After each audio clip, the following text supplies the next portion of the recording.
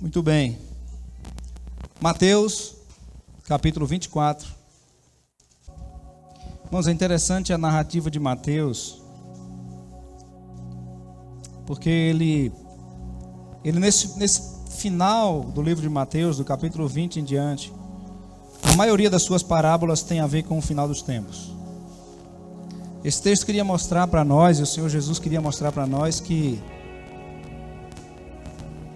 a importância da eternidade e de pensarmos sobre isso. Jesus mesmo disse que voltaria para buscar a sua igreja, e eu acredito que cada dia está mais perto, irmão. Eu vou ler alguns versículos que não li semana passada. Eu espero ser breve, mas eu quero meditar com vocês nesse texto e falando ainda sobre o mesmo assunto da volta de Jesus. Mateus 24. Nós vamos falar de Mateus 25, pregar de Mateus 25, mas eu preciso pontuar algumas coisas aqui de Mateus 24, tá bom? Olha, vamos lá. Mateus 24, versículos 12, 13 e 14. Quem achou o texto, diga assim: eu vou para o céu. Quem não achou, diga assim: eu também vou. Então acha aí. Mateus 24, verso 12. Verso 11 fala assim: surgirão muitos falsos profetas e enganarão a muitos. Muitos vão se escandalizar. Tem tanta coisa nesse texto, mas eu queria frisar apenas algumas delas, para ficar claro para nós que nós estamos vivendo esse tempo de princípio das dores. Eu quero que você perceba isso. Versículo 12: e por se multiplicar a iniquidade, o amor de quase todos esfriará. Irmãos, será que estamos vivendo um tempo de esfriamento do amor? Será que vivemos isso? Isso aqui não é esfriamento de amor em relação ao seu cônjuge, à sua família, não. É esfriamento de amor para com o próximo. Será que vivemos esse tempo? Versículo 13: mas aquele que perseverar até o fim será salvo. E este evangelho do reino será pregado em todo o mundo, em testemunho a todas as nações, então virá o fim. O evangelho precisa ser pregado no mundo inteiro, então virá o fim. É quase impossível a gente não pensar naquilo que um homem muito rico está fazendo, né? Se eu não me engano é Elon Musk. Fagner, quem gosta de tecnologia, deve saber. Ele está colocando internet no mundo inteiro via satélite. O índio lá no meio do mato que tiver um celular tem internet.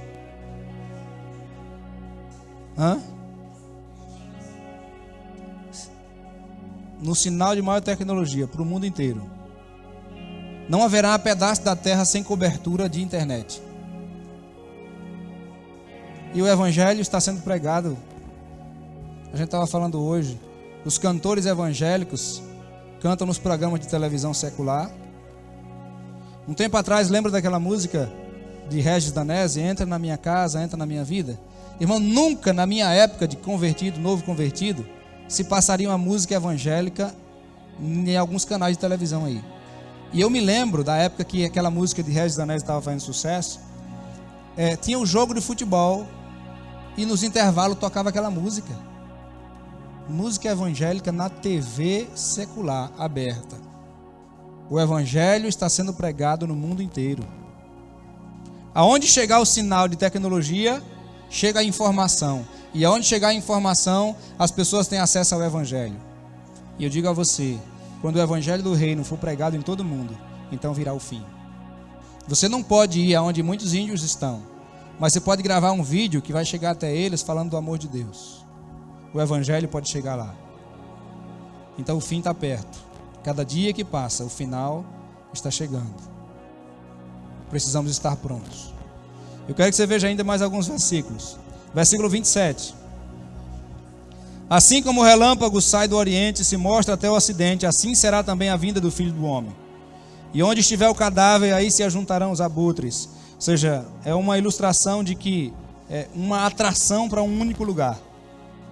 As pessoas salvas da terra serão arrebatadas e Jesus vai estar num lugar e todas se unirão a Ele, num lugar só. Versículo 29. Logo depois da aflição daqueles dias, o sol escurecerá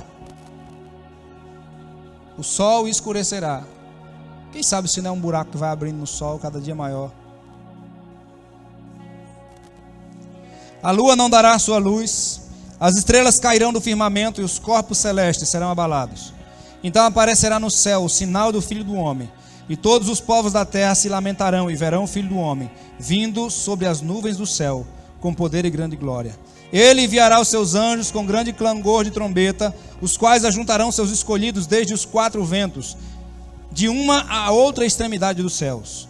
Aprendei agora essa parábola da figueira, quando já os seus ramos se tornam tenros e brotam folhas, sabei que está próximo o verão. Igualmente vós, quando virdes todas essas coisas, sabei que ele está próximo às portas. Em verdade vos digo que não passará essa geração sem que todas essas coisas aconteçam. Os céus e a terra passarão, mas as minhas palavras jamais passarão. Aí ele começa a falar do texto da vigilância. Irmão, que hora é, que dia é? É 2023, 2024, 2025, quando é que Jesus volta? Irmão, eu tenho um desejo muito grande de ser avô. Não sei nem se vai dar tempo.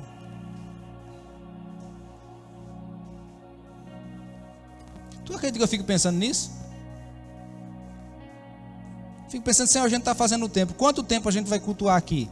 Será que 2, 3 meses, 6 meses, 1 ano? E aí Jesus volta? Não sei, irmão. Nós devemos trabalhar como se Jesus fosse voltar daqui 10 anos, mas viver como se Jesus fosse voltar amanhã. Olha só para o texto. Ninguém sabe. Versículo 37. Como foi nos dias de Noé, assim será também a vinda do Filho do Homem. Pois assim como nos dias anteriores ao dilúvio, comiam, bebiam, casavam e davam-se em casamento, até que o dia que Noé entrou na arca, e não o perceberam, até que veio o dilúvio e levou a todos. Assim será também a vinda do Filho do Homem. Então, estando dois no campo, será levado um e deixado o outro. Casais, que um vai e o outro fica. Um dia uma pessoa muito preocupada me perguntou, disse, pastor, então, se tiver 2 crentes dormindo junto, quem é que vai? Acho que ele preocupado, meu Deus, será que eu tenho que ser mais crente do que a minha mulher para eu subir? E ela fica. Mas não necessariamente que um tem que ficar, mas é que não é porque está junto que ambos subirão. O texto está dizendo que você pode trabalhar junto com alguém, você pode ser amigo de alguém, você pode estar no mesmo ambiente, você pode estar junto, e ninguém vai ser levado de carona. Ninguém vai ser levado de carona. Olha só, então os 2 no campo, será levado um e deixado o outro, 2 moendo no moinho, será levado uma e deixada a outra. Portanto vigiai, porque não sabeis a que hora há de vir o Senhor. Mas considerai isso, se o pai de família soubesse a que hora viria o ladrão, vigiaria e não deixaria que a sua casa fosse arrombada. Por isso estáis vós também apercebidos, porque o Filho do Homem há de vir a hora em que não penseis. O Filho do Homem vai voltar numa hora em que você não esteja pensando assim, é agora. Vamos orar. Pai, obrigado por tua palavra. Fala no nosso coração, Senhor, nessa reflexão dessa noite. Que a tua palavra incomode o nosso coração ao ponto, Senhor, de nos levar a um desejo de viver em intimidade contigo, Senhor, certos da salvação e preocupados e ocupados em fazer algo para que leve outros a uma aliança contigo, para que possam também ir para o céu. Nos ajude, Pai, a termos convicção do nosso compromisso contigo, da nossa aliança com o Senhor. Mas nos incomoda, Pai, para que não venhamos ficar confortáveis nunca, porque nós sabemos que há muita gente à nossa volta que precisa se comprometer com o Evangelho. Por isso nos abençoe, Pai, que a tua palavra nessa noite venha nos alertar a isso, de que a volta de Jesus está cada dia mais próxima. Nos dê convicção disso, Senhor, e que muita gente abra os seus olhos para estarem prontas quando o Senhor Jesus voltar. Nós pedimos a tua bênção, fala conosco hoje, Pai. Nós oramos em nome de Jesus. Muito bem, queridos, pode sentar.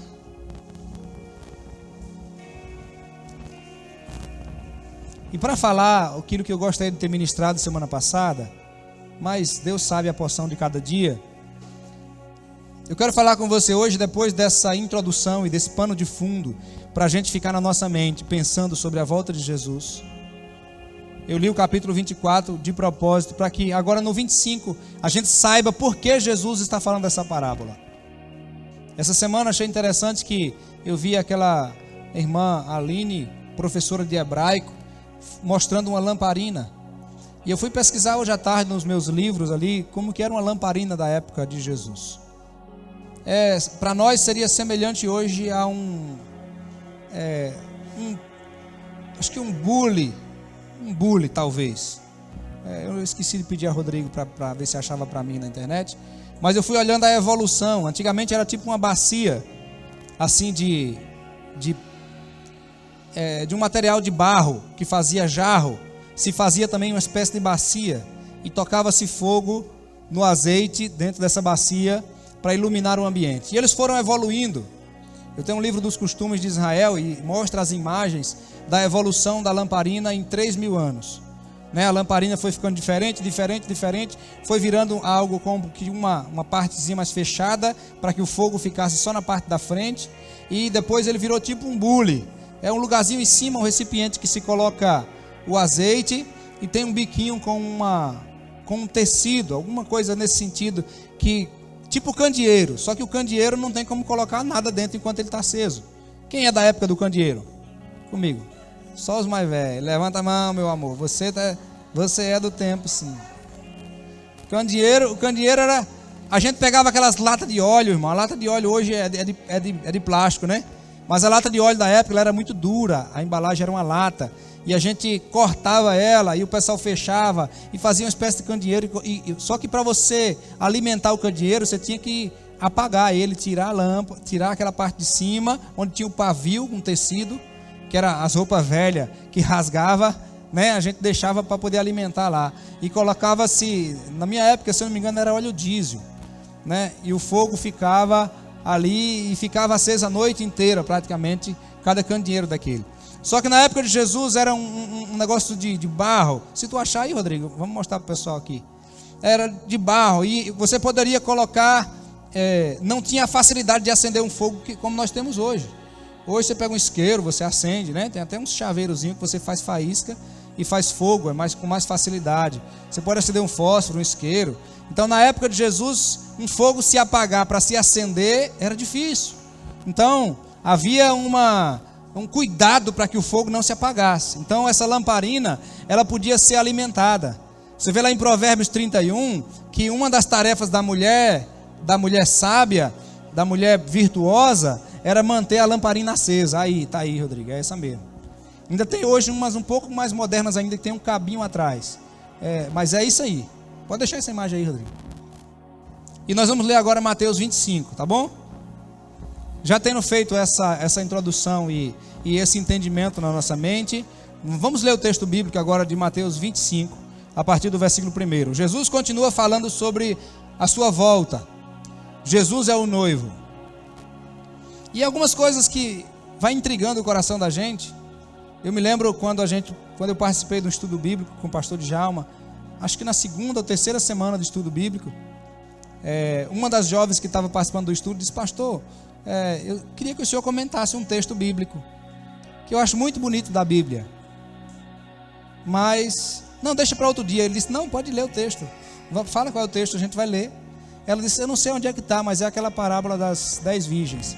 Ele disse: está em Mateus 25, aí ele abriu o texto, e nós lemos o texto, e eu achei interessante, enquanto ele lia esse texto, e parecia uma história muito, a pessoa que pediu para ler, enxergava como algo romântico, algo bonito. O noivo vai vir, né?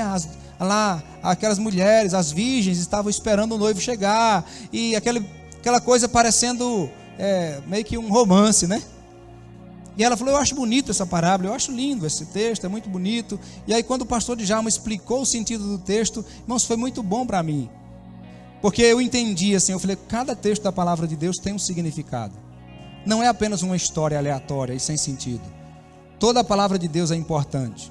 Ela precisa estar muito forte no nosso coração. Então, eu quero ler com você hoje a parábola das 10 virgens. Eu não vou explicar tudo que está aqui, mas eu quero trazer no contexto daquilo que a gente está pensando nesses dias. Vamos lá? Mateus 25, verso 1. Então o reino dos céus será semelhante a 10 virgens, que tomando suas lâmpadas, ou lamparinas, aqui no original, a tradução mais apropriada, mais próxima do que o texto quer dizer, é lamparina, saíram ao encontro do noivo. 10 delas. Quantas virgens? 10. E uma coisa que me intrigava um pouco era por que 10? Iam ser 10 casamentos de uma vez? Não iam ser 10 casamentos. Era um casamento só. Por que 10? Já eu falo para vocês. 5 eram insensatas e 5 eram prudentes. Alguém poderia pensar, será que isso significa que metade só da igreja vai ser arrebatada, vai para o céu e a outra metade fica? Não necessariamente. Mas significa que ser membro da igreja não é suficiente para você ir para o céu. Não lhe garante nada. A carteirinha de membro da igreja não lhe garante nada. É bom para te ajudar você a se sentir parte do grupo, mas não te ajuda em relação à salvação. Olha o versículo 3. As insensatas tomaram suas lâmpadas e não levaram azeite consigo, mas as prudentes levaram azeite em suas vasilhas e com suas lâmpadas. E demorando o noivo, todas elas acabaram cochilando e dormindo. Quantas dormiram? Todas são quantas? 10. Mas à meia-noite ouve-se um grito: aí vem o noivo, saí a seu encontro. Então todas aquelas virgens se levantaram e prepararam suas lamparinas ou lâmpadas. E as insensatas disseram às prudentes: dai-nos do vosso azeite, as nossas lâmpadas se apagaram. Mas as prudentes responderam: não seja o caso de nos faltar a nós e a vós, ide antes aos que vendem e comprai-o. E tendo elas ido comprá-lo, chegou o noivo, e as virgens que estavam preparadas entraram com ele para as bodas, e fechou-se a porta. Diga comigo, fechou-se a porta. Mais forte, diga assim: fechou-se a porta. Mais tarde chegaram também as outras virgens, dizendo: Senhor, Senhor, abre-nos a porta. Mas ele respondeu: em verdade vos digo que não vos conheço. Portanto vigiai, porque não sabeis o dia nem a hora em que o Filho do Homem há de vir. 10 virgens. Mulheres que estavam prontas. Alguns teólogos dizem que talvez para fazer coreografia ou para dançar naquela festa. O casamento judeu, o noivo vinha num determinado tempo e ele avisava: eu vou mais ou menos tal época. E depois, quando chegava perto do dia, ele anunciava que estava perto de ir, mas não tinha uma hora exata. E os convidados se juntavam, e a festa de casamento era tão grande que eles preferiam fazer no outono essa festa de casamento, para que as pessoas não tivessem nem colheita ou cuidando de suas lavouras e pudessem ter um número maior de amigos e de familiares reunidos. Então eles faziam o casamento nesse período. Então o noivo dizia: eu vou passar. E aí todo mundo ia se juntando ao noivo, e eles iam até a casa do pai e entravam para o casamento. Se você ver Mateus 22, você vai ver a parábola daqueles que foram convidados para o casamento e que um ou outro tentou entrar sem a roupa, a veste nupcial, que tinha uma roupa apropriada para entrar. Então essas 10 mulheres virgens não eram as noivas. Essas 10 virgens eram pessoas convidadas para participar das bodas de casamento. E por que 10? Porque 10 na Bíblia representam uma totalidade. Quantos mandamentos foram dados no Antigo Testamento? 10 mandamentos. Lá em Apocalipse você vê, quando o Senhor escreve a uma das igrejas, ele diz: olha, vocês terão uma aprovação de 10 dias. Mas o Senhor vai dar livramento a vocês, mas vocês terão uma tribulação de 10 dias. Os 10 dias ali significa um tempo completo. Quando chegar no tempo certo, Deus vai fazer cessar a sua luta, sua guerra, sua batalha, sua dificuldade. Amém? A sua luta tem fim, irmão. Amém ou não amém? Diga assim: eu vou vencer essa luta. Seja qual ela que você está passando, irmão. Porque a Bíblia diz que você é mais do que vencedor por aquele que nos amou. Amém? Então 10, irmão, representa uma totalidade. Mas eu não acredito que é a totalidade da humanidade. Por quê? Porque esses 10 estavam esperando o noivo. Quem está esperando o noivo voltar? Aqui, quem está aqui esperando o noivo voltar? Quem está esperando o noivo voltar é a igreja. Então eu creio que essas 10 virgens não representa a humanidade, representa a igreja. Então, peraí, nós já entendemos então que ser apenas da igreja não garante que a gente vai entrar nas bodas do Cordeiro. Frequentar a igreja não garante. Eu preciso ter as minhas lamparinas prontas e azeite, porque existem algumas interpretações que é o Espírito Santo o azeite, que o azeite é a vigilância de você aguardar o dia que o noivo vai chegar. Mas, irmão, é certo que 5 ficaram. 5 ficaram fora da festa. Irmão, a maior festa que vai existir desde que o mundo foi criado, a maior festa que vai existir é as bodas do Cordeiro, é o casamento de Jesus com a igreja, e eu não quero ficar de fora. Eu quero estar dentro. Eu quero participar dessa festa. Não tem como entrar lá sem ser convidado, mas existe muita gente que é convidada e que vai ficar do lado de fora. Existem pessoas que vão cochilar e que não vão ver o noivo chegar. E quando o noivo gritar, o noivo chegou! A trombeta soar, cadê? Eu vou me preparar agora, eu vou comprar azeite. Não dá mais tempo para preparar. Agora você vai ficar aqui e o governo do anticristo é que vai dominar aqui e tu se vira agora. O Satanás vai estar dominando a terra. Vai ser um período terrível. Irmão, o cenário está sendo preparado para o anticristo dominar, irmão. Quanto tempo vai para a gente não ter mais nem dinheiro em espécie? Pouco tempo, irmão. Já tem a moeda do Brasil digital, já tem. O que é que precisa para o governo? Como é o nome? Lex? Drex? Drex? Não é Drex Screen não, sei lá. Mas para dominar você, basta o governo dizer assim: Martim está muito crente, vamos bloquear a vida dele? Bloquear as contas dele. Pronto, o que é que o Martim faz mais? João está crente demais pregando o evangelho, a gente não está gostando do João Márcio não. Ele está muito terrível, vamos travar a vida dele. Bloqueia tudo, irmão, bloqueia CPF, bloqueia tudo. O que é que o João mais faz? É só... Irmão, bloquear por não pagar o IPTU é fácil de desbloquear. Mas se o governo disser assim, vamos perseguir, faz o IBGE. Quem é crente aí, me fala na lista quem é crente. Quem é crente, trava tudo. Eles não vão poder comprar comida, não vai poder fazer nada, irmão. Pensa aí. Aí, Celícia, Cléia, Vando, George, vai na casa de Jaedes, bloquearam tudo lá, nós não temos o que comer, ajuda a gente aí. Aí Jaedes vai fazer o quê? Bloquearam a minha também. Bloquearam tudo. Não tenho o que comer. Irmão, pensa aí. Não, vocês não, que vocês vão subir no arrebatamento, no primeiro arrebatamento, amém?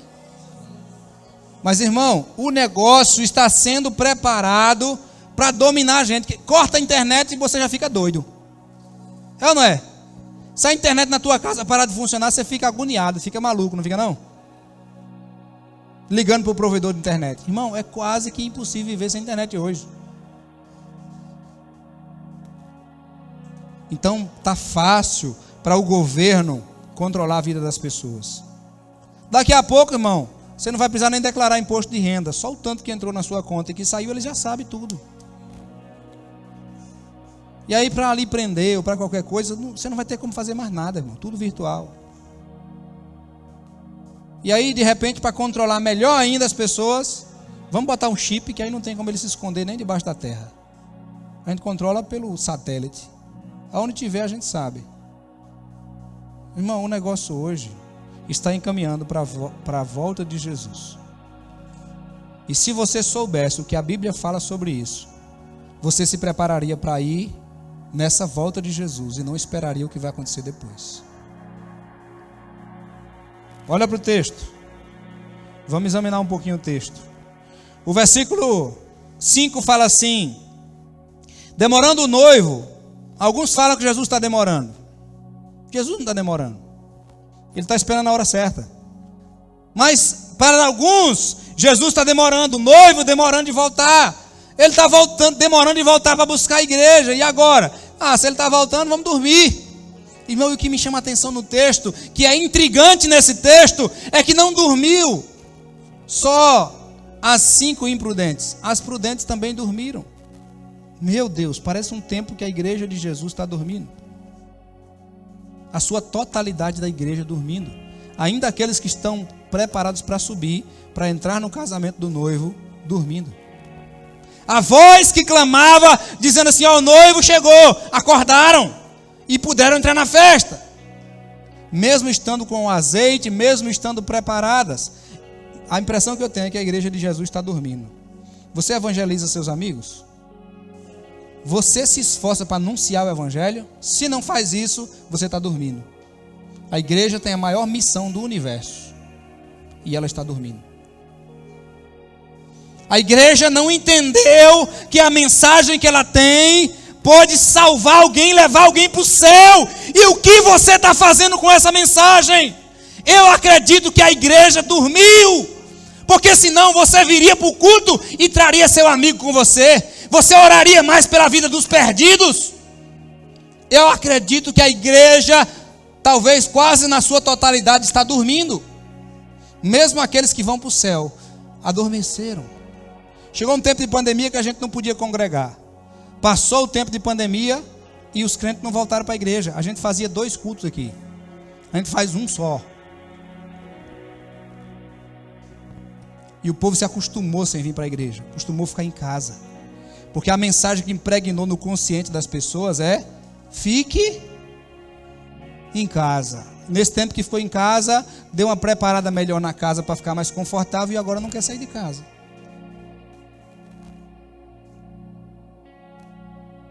O texto diz assim ainda, versículo 6, à meia-noite. Que horas? Meia-noite, irmão. Essas noivas, como é que elas iam aguentar sem saber que hora o noivo viria? Meia-noite aqui para eles, não era igual a nós. Tem gente aqui que vai dormir meia-noite, né? Tem gente sem disciplina que dorme em qualquer hora, a hora que der sono, a hora que não aguentar mais dorme. Não é o certo, mas tem gente que dorme meia-noite. Mas naquela época o povo dormia ao escurecer. Meia-noite era realmente o meio da noite. O povo levantava perto do dia amanhecer, o dia clareando, era o que o povo levantava. Mas uma hora que ninguém esperava que o noivo viria. Será que é esse tempo que a gente está vivendo? Irmão, profecias têm se cumprido mais do que nunca. E alguém já disse assim: só falta uma profecia se cumprir. E aí eu fiquei curioso de qual é. O anjo tocar a trombeta. Eu digo, do jeito que está. Pestes, guerras e rumores de guerra, uma pandemia que ninguém consegue controlar. Irmão, tudo isso era profecia. Jesus está para voltar e o texto continua e diz assim: então todas aquelas virgens se levantaram e prepararam suas lâmpadas, porque tinha se preparado para aquele momento. Aquelas que não tinham azeite não tinham se preparado. Estar na igreja não é a preparação. Viver o evangelho de verdade, ter o caráter de Jesus em você, é a preparação para participar dessa festa. Eu não sei você, mas eu quero participar dessa festa com a minha família toda. Eu quero participar dessa festa com o máximo de pessoas que eu puder levar. Então pense nisso. Aquela pessoa que você mais ama, o melhor presente que você pode dar a ela é apresentar Jesus para ela. É querer a salvação dela. É orar todos os dias pela salvação daqueles que você ama. Versículo 8. E as insensatas disseram às prudentes: dai-nos o teu azeite. Ou seja, a gente não se preparou para esse momento. A gente não está pronta. Aí a festa está aí. E agora não dá tempo. E elas disseram: não, a gente não vai passar do nosso azeite. Ou seja, não podemos fazer nada por você. Eu me lembro de um filme Arrebatamento que eu assisti há muitos anos atrás, né? Que o homem, quando ele tem uma visão, ele sonha com o dia do arrebatamento. E aí ele vê a nuvem se movendo e ele começa a ouvir o som da trombeta. E aí ele pega o celular muito rápido e ele liga para a esposa dele que está no trabalho. A esposa dele não conhecia o evangelho. Quer dizer, conhecia, não quis aceitar o evangelho. E aí ele liga para a esposa dele e aí uma pessoa atende, ela não está no setor. Aí ele diz assim: por favor, diga a ela que ainda dá tempo. Aí ele some e o celular cai e ele fica dentro do carro e ele fica sem. Não dá mais tempo. As prudentes não podem salvar as imprudentes. Existe parte da igreja que não vai subir quando o noivo voltar. Eu espero que você não seja parte. Isso depende de você, porque a Bíblia está nos advertindo, Jesus está nos advertindo. Olha o texto. Versículo 10. E tendo elas ido comprá-lo, chegou o noivo. As virgens que estavam preparadas entraram com ele para as bodas. E fechou-se a porta. A porta foi fechada. Irmão, a porta fechada, o tempo da graça passou. Hoje, para ir para o céu, irmão, basta entregar o coração para Jesus, de verdade, sinceramente. E aí você vai para o céu. Agora, quando a porta da graça se fechar, existem linhas escatológicas diferentes, mas existe pensamento de que ainda haverá salvação, mas agora não é pela porta da graça. Você vai ter que rejeitar o sistema do anticristo que vai estar dominando tudo sobre essa terra. É uma das vertentes. Outras dizem que todo mundo que ficar aqui vai ser destruído e que está todo mundo perdido. Eu creio mais na primeira, que haverá ainda uma chance. Mas se a pessoa não aceitou o evangelho quando era muito fácil, muito simples, e agora que ela viu que as pessoas da casa dela que eram crentes sumiram, desapareceram, e agora ela vai aguentar, quem é que vai ficar para pregar o evangelho? Quem é que vai ficar para anunciar o evangelho? Irmão, todo mundo que vai conhecer parte do evangelho, desviados vão pregar, pessoas que frequentavam a igreja vão anunciar. E um desses filmes aí mostra um pastor na igreja, né, sentado, e uma pessoa entra na igreja enquanto o pastor, e diz: pastor, e o senhor não foi? Por que o senhor não foi? Ele diz assim: eu não acreditava naquilo que eu pregava. Ficou. Aí eles começam a se esforçarem para agora servirem a Deus e serem salvos mesmo depois desse arrebatamento. Irmão, parece que não, mas já tem meia hora que eu estou falando e eu não queria demorar hoje. Você pode ficar em pé?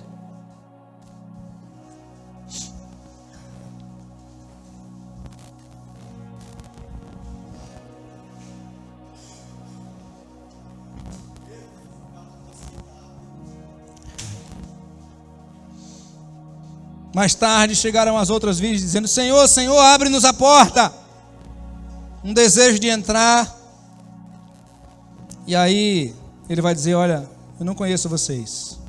Em verdade eu digo que não conheço vocês. Aí a Bíblia diz para mim e para você, irmão: vigiai, porque não sabeis o dia e nem a hora em que o Filho do Homem há de vir.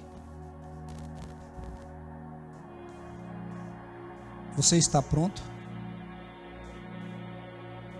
Quem você ama está pronto?